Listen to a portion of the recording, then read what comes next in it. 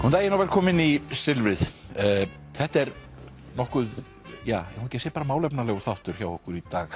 Við ætlum að tala atburðina í Sádi-Arabíu seinna í þættinum. Það frá Guðrúni Margréti Guðmundsdóttur sem þekkir mjög vel til í Miðausturlöndum til að tala það. Það búið að loka þarna stóran hópa prinsum í stofufangelsi á lúxushóteli og ótrúlegir atburðir í eiginlega allt þetta svæði. Við ætlum að tala skattaparadísir, fáum Indriða H.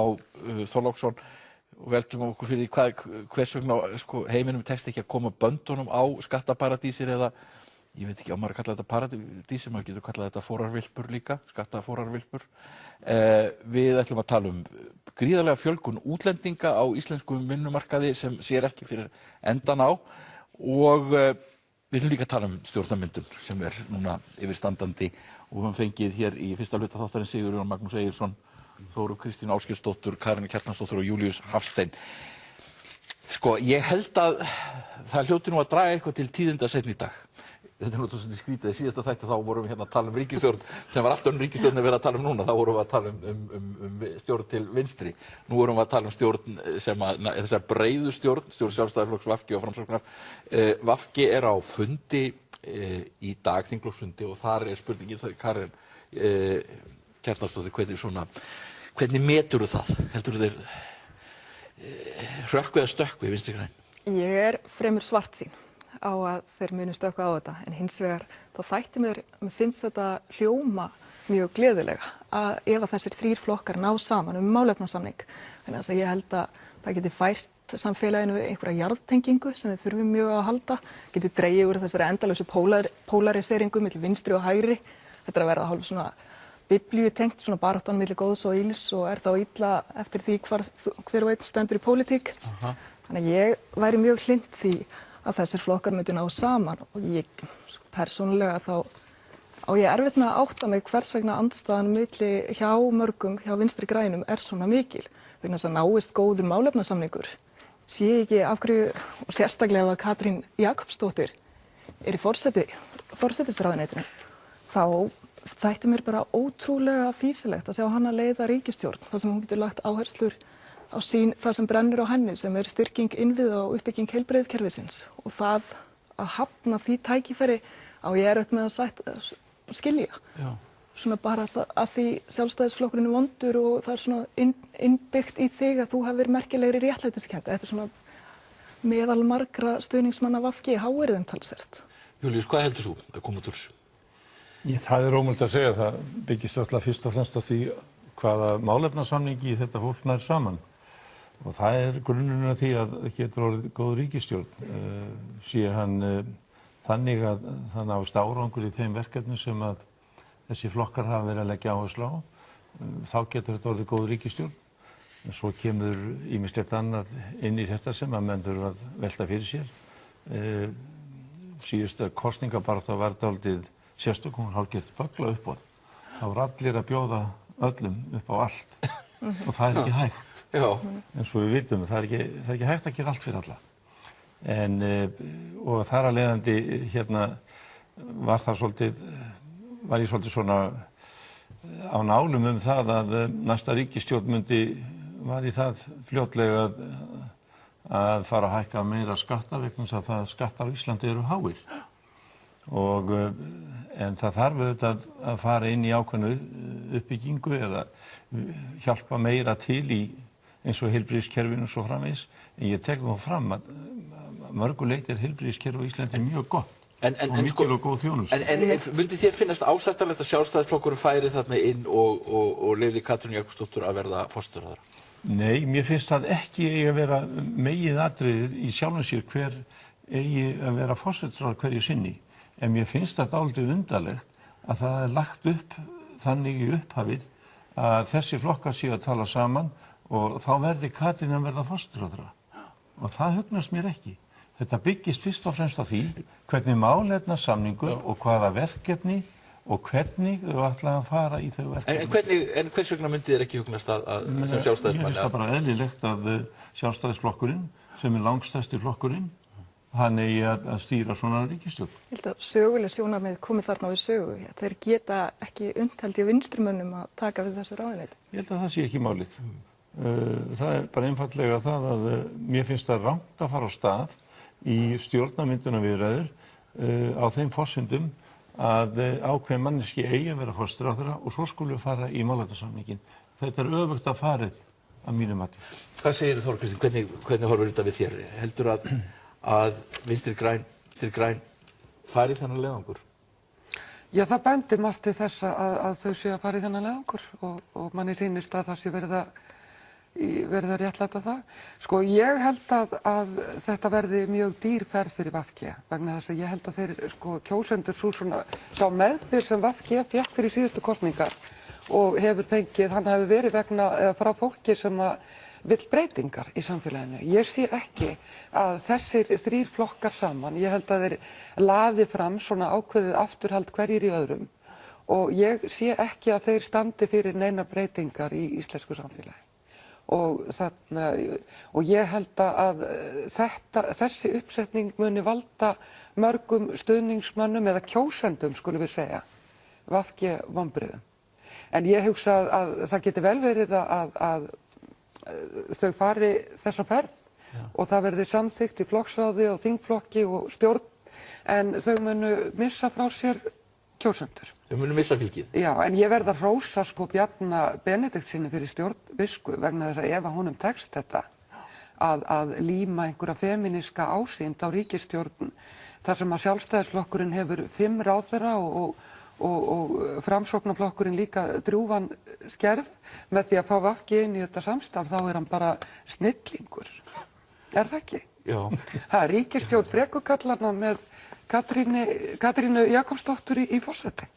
Það frábært. Ég meina hann ætti bara að fá velverð. Sigurjón, þú talaðir í pistli dauðagöngu VG og ég sá að Össur Skarphéðinsson skrifaði læmingja, þeir var í einhverju læmingjaferð. Læmingjar eru svona lítil dýr sem var hlaupa fyrir björg og steypa sér í sjó. Þetta náttúrulega stór orð sem maður finnur geysilega reiði svona á vinstri vængum. Já, ég ekkert endilega á vinstri vængum. Ég bara á móti því að Sjálfstæðisflokkurinn verði áfram í ríkisstjórn. Bara alveg mjög ákveðin í því, ég vil það ekki.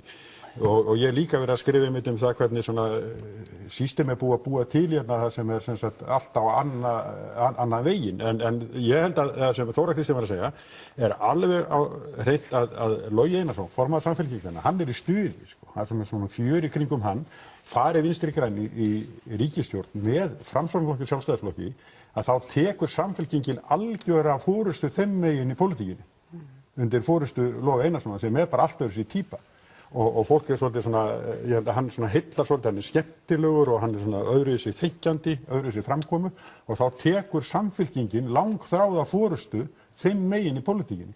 Og ég held að því að sko dæmin sanna að fólki ræður meira heldur en flokksráð eða þingflokkar eða formaður, fólki ræður svo miklu.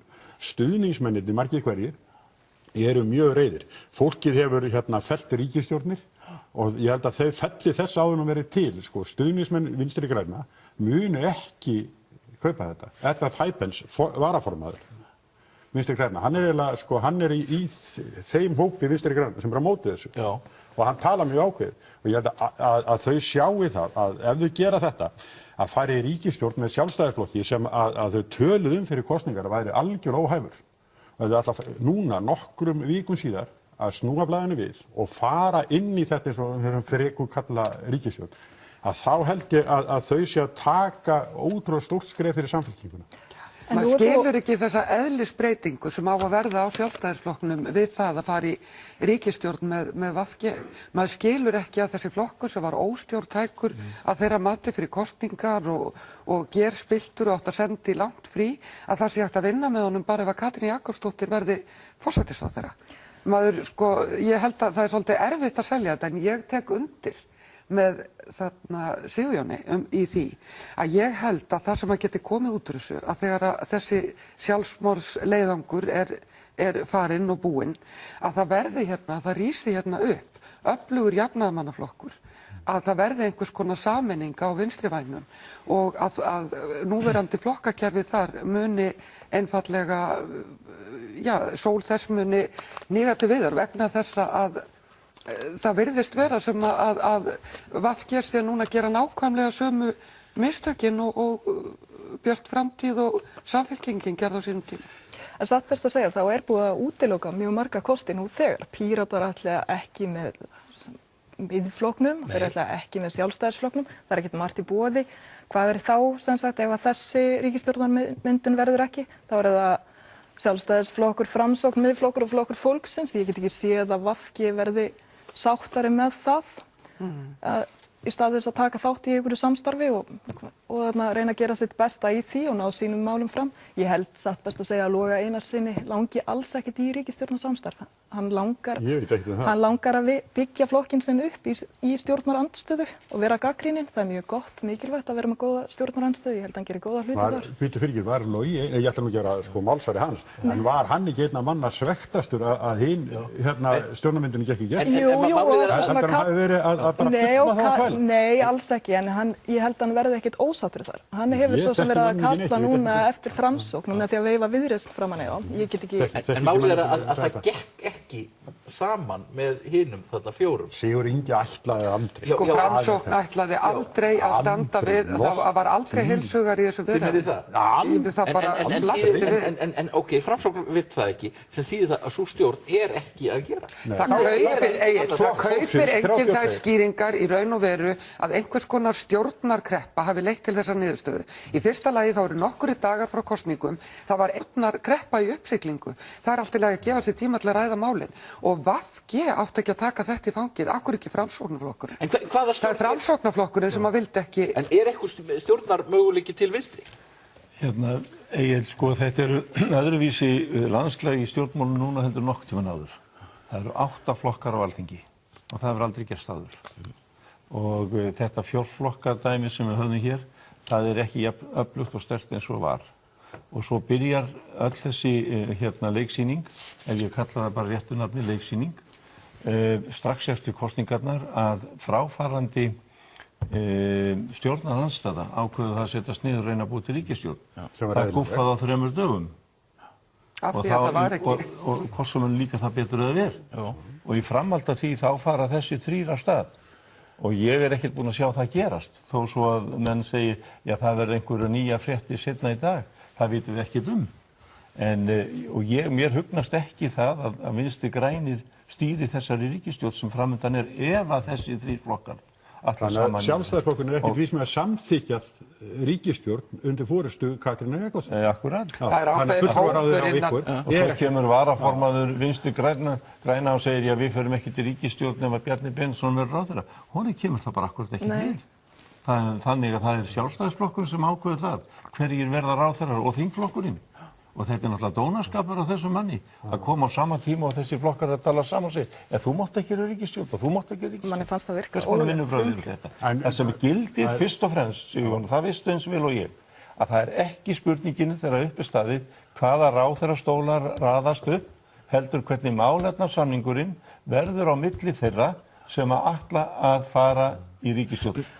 Það er eitt af þessu sem við verðum að athuga, að það eru 8 flokkar á þingi, en eftir gærdaginn eru 6 þinghópar. Það er Kratablokkin, eða hvað viljum kalla það, Samfylkingin, Píratar og Viðreisn hafa tekið saman bandalag og þau koma fram sem einn hópur á þinginu. Það eru 8 flokkar og 6 þinghópar og þetta á að gjörbreyta landslaginu. Þau þurfa þá að fá Vinstri græn og Framsókn með sér, það er alveg ljóst. Eða fólksins, 32. Já, ég veit ekki hversu fýsilegt það er og nú þegar það þarna ekki dæma fólk að þú reynir. Nei, ég bara sé ekki að þeim gæti þótt að sem sagt Framsókn þykir mjög fýsilegt að fara með Viðreisn. Þannig, við skulum sjá hvort að flokkur fólksins komið þarna inn. Þetta verður spennandi. Svo er nú rétt að bæta við, 32 þingmenn síðasta ríkisstjórn, það voru 32 og hún springur á einhverju sem maður skildi aldrei hafa látið sér detta í huga með því sprengja ríkisstjórn.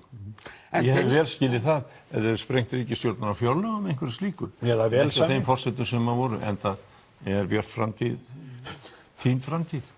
En finnst ykkur ekki snilt af Bjarna Ben þetta setup ef hann situr uppi með 5 ráðuneyti og þessa ríkisstjórn? Og fréttaflutningi lögbanni. Þetta er stórkostlegt. Veistu það, mér finnst það byggjast fyrst og síðast á þeim málefnasamning sem við ná saman. Ef hann er góður og efnilegur og framkvæmdin verður í þeim dúr, þá getur maður sagt já.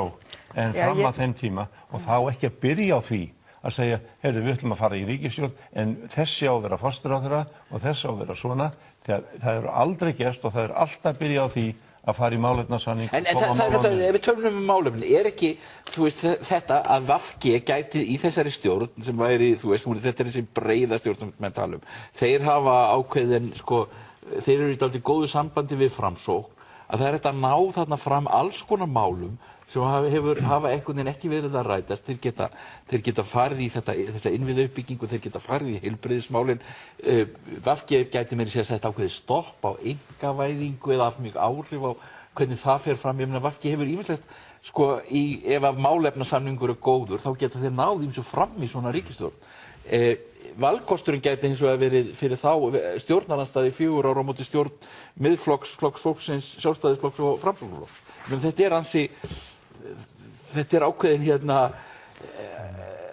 hvað maður að segja, dilemma sem hún er í. Katrín. En þetta skaðaminnkunar sjónarmið, ég held ekki að það eigi við og við höfum séð þetta áður.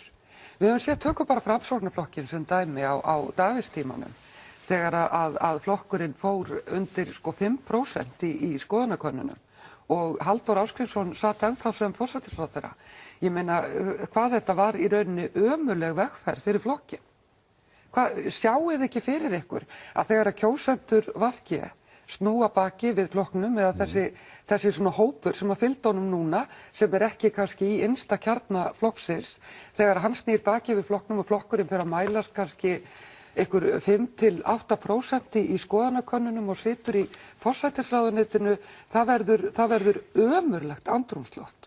Og ég get alveg sagt þér það er alveg sama þótt að þeir ná ykkurum málum fram í ykkurum málefnasamningi núna, þeim verður ýtt aftar á listan og eftir því sem að flokkurinn smækkar í þessu samstarfi, þeim mun ólíklegra verður að þau komist í framkvæmd. Ég hef bara það mikla trú á Katrínu og þessu fólki að ég vona bara að þau nái saman og mér finnst þetta óþol fyrir málamiðlunum mjög skaðlegt að því ég meina lýðræði snýst það að tengja saman ólíkt fólk og ég meina finna einhverju lendingu sem allir sætta sig við og þegar bæði kjósendur og stjórnmálamenn þola ekki málamiðlanir þá finnst mér að eiginlega bara lýðræðisleg hegðun.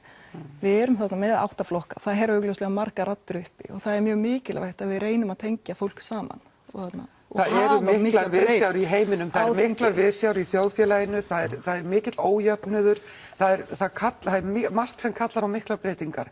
Maður verður að geta í lýðræðislegum kosningum kosið breytingar. Það má ekki vera þannig að allir flokkar séu til í að miðla og verða sami grautur í sömu skál. Það getur líka verið ólýðræðislegt. En breytingarnar fengu ekki meirihluta. Eru menn ekki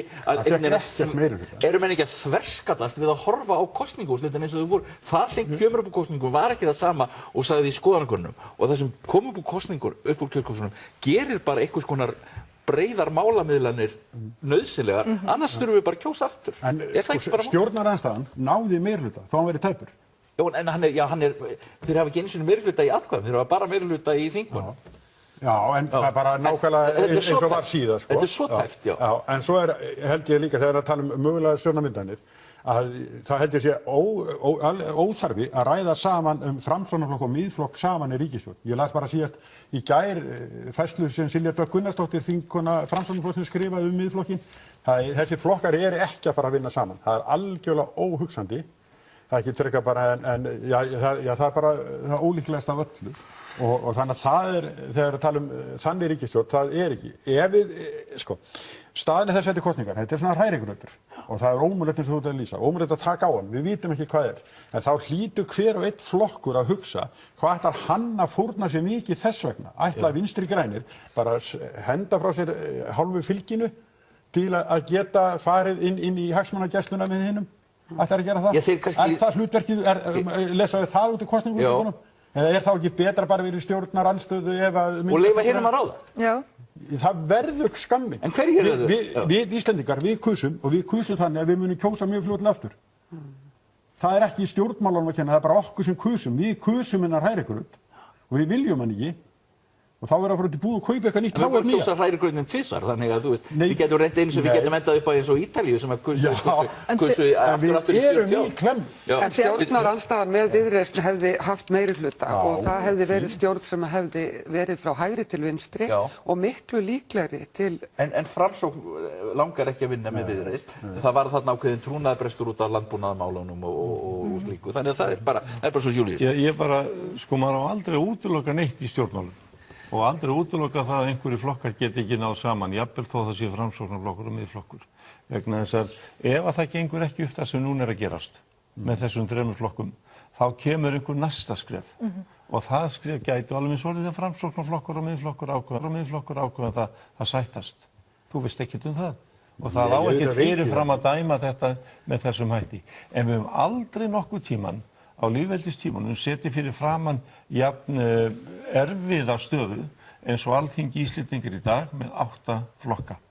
Og það er auðvitað svolítið sem við ættum að hugleiða betur. Og þegar að við förum núna á stað að búa til ríkisstjórn, þá hlýtur það byggjast fyrst og síðast á sterkum og góðum málefnasamningum. En hvað er með, telur þú að hægri stjórn, FF, Miðflokkur, Sjálfstæðisflokkur og Framsóknarflokkur, þetta sé möguleg ríkisstjórn? Já, það er 35 þingmenn. Það er sko, ég hef enga trú á því að nokkur vilji fara í ríkisstjórn upp á 32. Síðasta reynsla af því voru 8 mánuðir. Það er síðasta ríkisstjórn og við sáum hvernig það fór. Og ég spái því að þetta náist en þetta geti tekið einhvern töluvert langan tíma. En meðan þessi þrír eru að tala saman, ég tek það fram að það er engin með neitt umboð frá forsetanum að reyna að mynda með meirihlutastjórn, það er ekki komið en þá. En meðan þeir eru að tala saman og reyna að ná saman, þá verðum við bara að bíða og sjá. Takist það ekki, þá kemur næsta skref. Og þú heldur að það sé? Ég myndi aldrei útiloka fyrirfram í stjórnmálum, aldrei nokkuð. Þú myndir halda það að næsta skref sé hægri stjórn? Ég meina hvers vegna ekki? Já. Þú er enga reynsla því, þú er alltaf verið bara beint í meirihluta þegar þú varst í pólitík. Þú varst alltaf í borgarstjórn, alltaf í meirihluta. Já, það er rétt. Þú ert aldrei að mynda eitt með neinu. Fyrst þú minnistu það, þá gekk það vel, þá voru Já, ekki ég er ekkert að draga úr því. Ég ætla að benda Ég segi á þannig, þú hefur enga reynsla. Þá voru engar skuldur upp á 300 milljarða eins og núna eru hjá borginni í heild sinni. Það var allt ógert. Það er ekki rétt hjá þér. En heldur að, er það ekki þá næsta skref að ef að þetta dettur upp fyrir í dag, þetta geti dottið upp fyrir í dag, bara á þingflokksfundi í VG, er það þá ekki næsta skref að þetta verði reynt? Jú, það held ég og ég segi ekkert annað í stöðunni. En hins vegar þá, að því Sigurjón var að tala um að við myndum kjósa aftur fljótlega, þá get ég ekki alveg séð fyrir mér að einhver flokkur þykir það fýsilegt að sprengja upp ríkisstjórnina núna á næstunni miðað við svona örlög bjartrar framtíðar. Og það líka að flokkur eigi sífellt, ég held að kjósendur hafa ekki áhuga á þessu upphlaupi endalaust. Við þurfum bara að skýra stefnu. Það að hlaupa alltaf á eftir reiðasta fólkinu sem hefur bara mestan hávaðan á Facebook, það er ekki stefna. Það er til þannig stjórnmálamenn, en þeir eru ekki góðir leiðtogar og ég hef bara það mikla trú á því fólki sem þar núna er að funda að þau geti mynda ríkisstjórn, þótt að vissulega leyfi ég mér líka talsverða svartsýni. Ég ætla að fá að taka undir þetta, ég hef enga trú á því að það verði kosningar aftur strax. En hvernig myndi þér lítast á hægri stjórn? Ég held að það sé bara mjög óhollt fyrir samfélagið. Það mun bara skapa svo mikla óánægju meðal þeirra sem eru til vinstri og enn meiri polariseringu. Ég held að það sé ekki gott fyrir samfélagið í heild. En ég myndi svo sem ég færi ekkert að gráta yfir því. En þér myndi lítast betur á að þetta tæki sem þau eru að reyna núna? Já, ég er alveg með Sigurði Inga það ég að vinna þetta frá miðju og í báðar áttir. Að það sé langt farsælast til að skapa einhverju ró í samfélaginu og það er eins og ég segi, það vantar jarðtengingu og þarf að draga úr þessari polariseringu. Fólk til hægri og fólk til vinstri er hvorki gott né illt. Þetta er bara fólk sem er með ólíkar áherslur en er mikið til að reyna að vinna að sömu markmiðum en með ólíkum aðferðum. Já, ég ætla að fá hann Þór Snæ Júlíusson inn. Ég þakka þið fyrir komuna, Júlíus, og hann Þór Snær kemur og sest hérna í sæti hjá þér. Já, og meðan ég tala aðeins við þau. Haldið þið að þetta verði sem sagt að Vinstri-græn láti undan þessari reiði? Já. þið haldið að það muni gerast? Já, sko, ríkisstjórnir hafa fallið á þessu. Já. Austurvöllur hefur fylgst af fólki og hefur ítt frá ríkisstjórnum. Og ég held að Vinstri græn séu alveg meðvituð það að ef þau fara gegn þungum vilja kjósenda sinna og flokksmanna, að þá færa þau Loga Einarsson og Samfylkinguna fórustunni vinstra megin í pólitíkinni. Og þá eru þau bara orðnir þar á eftir og ég er mjög erfitt með að ná fyrir styrk aftur. Já. Að þá svona eru þau að bregðast. Alveg saman hvað fólki þykir Katrínu sem ég held að þessu flestir vilji sem forsætisráðherra sjálfur sér, en sko, ef hún ætlar að eyða innistæðinni til að ganga til liðs við það fólk, sem byrju fólki sem hvað, sem búið að eyða sko ómældum peningum í auglýsingar hana, skattakötu og myndina henni í kólareikinu og allt saman, ætlar hún að ganga inn í þann óvinna her. Já, bara ég get ekki séð þetta. Ég veit náttúrulega ekkert það, en ég er viss að þau hætta við. En er ekki bara málið að hún ræður þessu? Sko, hún er þessi leiðtogi flokksins og ef hún fer inn á fund í dag og segist vilja þetta, þá verður þetta ef hún segist þetta. Já, í þeim hópi. Já. En það bara fáið þar. Hvað segirðu, Þórður Snær? Hefurðu trú að þetta verði? Mér finnst þetta líklegasta niðurstaðan eins og staðan er í dag af þessu verði. Þegar maður tala við fólkið í bakgrundum þessara flokka og þá sem að þessu koma. Þetta verður mjög erfitt fyrir VG. Í könnun sem Gallup gerði 20. september þá voru kjósendur flokka spurðir hvaða flokk þeir vildu síst eða hverja þeir vildu sjá í ríkisstjórn. Það 3% kjósenda Vinstri grænna vildu sjá Sjálfstæðisflokkinn í ríkisstjórn. Það segir dálítið það hvernig baklandið hjá Vinstri grænum lítur á Sjálfstæðisflokkinn. Hann lítur, Vinstri grænir sem svona kannski frekar íhaldsamt afl en mjög kerfisbreytingu fram yfir annað og það það að koma Sjálfstæðisflokki úr ríkisstjórn.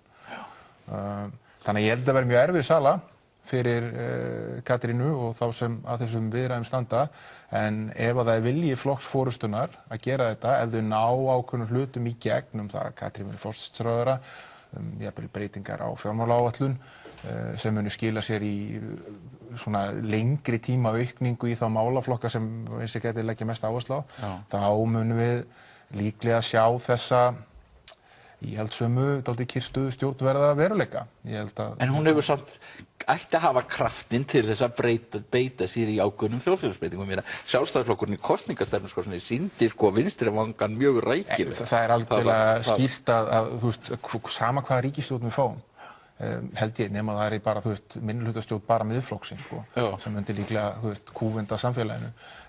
Þá munu vera miklir aukningar á fjármunum sem veitt í heilbrigðis-, menntakerfi og innviðauppbyggingu. En það var þetta landlæknir hér daginn sem sagði að það væri ekki nóg að auka fjárveitingar, það þurfti líka bara að skera upp kerfið. Og það er náttúrulega, þar þarftu pólitískan styrk. Algjörlega skýrt, við erum að samfélagi að breyta svo mikið á Íslandi og við verðum að þessi kerfi vera aðlagast þeim breytingum. Og mér finnst vanta umræðu það, þessar miklu breytingar sem að verða á samfélaginu í tengslum við þetta, alltaf verið að tala um krónur og aura, sko. Það er nú eiginlega þessum sem ég fékk þig hingað, ég ætla að tala við þig grein sem þú skrifaðir í Kjarnanum daginn og heitir Útlendingagóðæri. Þetta er mjög merkileg pæling og þetta náttúrulega byggir á hagtölum, tölum innflutning fólks og við erum náttúrulega í svo grenjandi efnahagsgóðæri hérna núna með þennan mikla hagvöxt, en það er að miklu leyti borið upp, þú nefnir þannig í greinni, þetta er náttúrulega makrillinn kom og ferðamennirnir, en þetta er að miklu leyti borið upp á útlendingum og það virðist bara ætla að aukast. Já, við erum búin að vera með stanslausan hagvöxt frá 2011. Allar spár gera ráð fyrir áframhaldandi hagvexti. Við erum með svona, ef maður leyfir sér að sletta, meira sustainable hagvöxt núna en við höfum verið með í öðrum efnahagsuppsveiflum vegna þess að ferðaþjónustan kemur inn sem svo risastór stoð og stærsta stoðin undir hagkerfinu. Og hún stöðugri en til dæmis það þið ætlum að fara að verða bestu bankamenn í heimi, en vorum það alls ekki. Þetta er mjög mannaflsfrek þjónusta sem eða atvinnuvegur, ferðaþjónustan og afleitu atvinnuveginni sem tengjast henni eins og byggingaiðnaðurinn og svo, hann kallar á mikið magna fólki. Og á Íslandi í lok árs 2011 bjuggu tæplega 21.000 erlendir ríkisborgarar á Íslandi. Í byrjun þessa árs voru konir yfir 30.000. Það sem af þessu ári, fyrstu 9 mánuðum ársins á þessu ári, en við fjölgaðum 6.300. nákvæmlega 6.310 Á þessu ári? Á þessu ári. Já. Og þannig að við erum komnir upp í þá 36.000 pluss, 37.000 og þeim er búin að fjölga 75% frá 2011. Erlendu ríkisborgurum. Þarna ekki inni þeir erlendu ríkisborgarar sem hafa tekið upp íslenskt ríkisfang. Þarna ekki inni þeir sem koma þetta við starfsmannalega. Það er náttúrulega mjög stór hópur sem er hérna. Þetta er eins og Kópavogur. Í fyrra var var fjölgun á meðal erlendra skattgreiðenda á Íslandi 27,3%. Og þeir voru, ef að sú hlutfallslega aukning myndi halda áfram, þá eru erlendir skattgreiðendur fleiri en íslenski skattgreiðendur á 8 árum. Mannfjöldaspá Hagstofunnar, sem var gefin út núna fyrir 2 vikum, núna fyrir nokkrum vikum, hún gerir ráð fyrir því að erlendur ríkisborgarum á Íslandi eða aðfluttum umfram brottflutta, sem eru erlendir ríkisborgarar og líklega aðeins vanmetin tala, hversu mikið fjölgar, þeim munu fjölga 77 til 111% til 2022. Og það er miðspá og háspá. Já. Og þessar tölur eru líklega vanmetnar vegna þess að þarna inni reikna með að heildarfjölgun 2017 verði 4.000 og eitthvað, en eins og ég sagði hérna áðan og rauntalan svo á fyrstu 9 mánuðunum komu 6.310. Og þá erum við kannski að tala hérna 2022, við séum konið með 62 til 65.000 erlenda ríkisborgara sem búa á Íslandi og rúmlega þrefalt fleiri en bjuggu hérna árið 2011. Þannig við erum að tala hugsanlega að 15 landsmanna sé erlendur. Bara bestu dæmi til þess að nefna þetta er það að núna í dag fjölmennustu hópurinn sem býr hérna eru Pólverjar, að búa 14.000, að í upphafi þessa árs 14.000 Pólverjar á Íslandi. Það er fleiri en ég fór inn á Samtök íslenskra sveitarfélaga og skilgreindur íbúafjöldi á það félag skilgreinir sem Austurland og Vesturland, sko, í sikur leið. Það er fleiri Pólverjar en búa á þeim svæðum. Og svo ertu með hluti eins og Reykjanesbæ. Já, þetta er mest á ákveðnum svæðum, náttúrulega. Já, þetta er náttúrulega mjög birtingarmyndin langsterkust í Reykjanesbæ, þar sem þú ert með návígi við Keflavíkurflugvöll. Þar er að vera til yfir 1000 störf á ári. Þau eru mönnuð af erlendu vinnuafli og þar stefnir allt í það á örfáum árum að yfir 30% af íbúum á því svæði verði erlendir ríkisborgarar. Ég meina, mannfjölda aukningar, fólki fjölgar mest á Íslandi á Suðurnesjum, eins og staðan í dag, 42% af aukningunni eru erlendir ríkisborgarar á hverju ári. Og þannig við erum að fara að horfa á það innan örfára ára 30%, ef að vöxturinn í ferðaþjónustu heldur hóflega áfram 40-50% bara áður en að við erum orðnir mjög gamlir menn. Þannig að þetta eru þjóðfélagsbreytingarnar sem við stöndum frammi fyrir. Þetta eru ótrúlega þjóðfélagsbreytingar. Ótrúlega breytingar. Og ég ætla bara að segja það alveg skýrt svo það sé engin misskilningur þar. Ég er mjög fylgjandi svona þjóðfélagsbreytingum. Ég held að Íslendingar við séum of einsleit þjóð og mörg okkar vandamál séu tengd því að við séum of fá og of einsleit. En við þurfum líka að fara að aðlæga kerfin okkar, stjórnkerfið og kerfin, heilbrigðiskerfi, menntakerfi, allt þetta að þessum gríðalegu breytingum sem við erum að ganga í gegnum.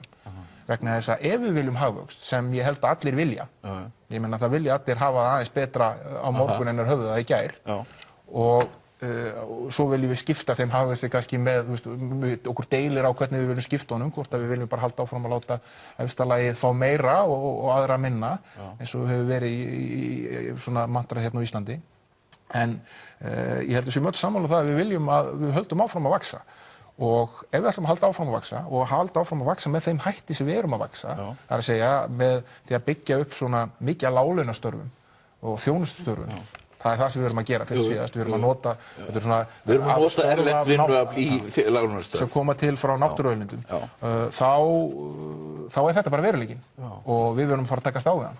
Og ég sakna þess algjörlega í pólitískri umræðu að það er ekkert verið að tala um þetta. Það er bara verið að tala um að búa til einhverja grílur og kvótaflóttamönnum og hælisleitendur sem eru bara algjörlega fráleita grílur og standast enga skoðun þegar þú berð það saman við tölur. Það er einhverjir þingmenn sem keyra dálítið á því. En það er enginn að tala um þetta.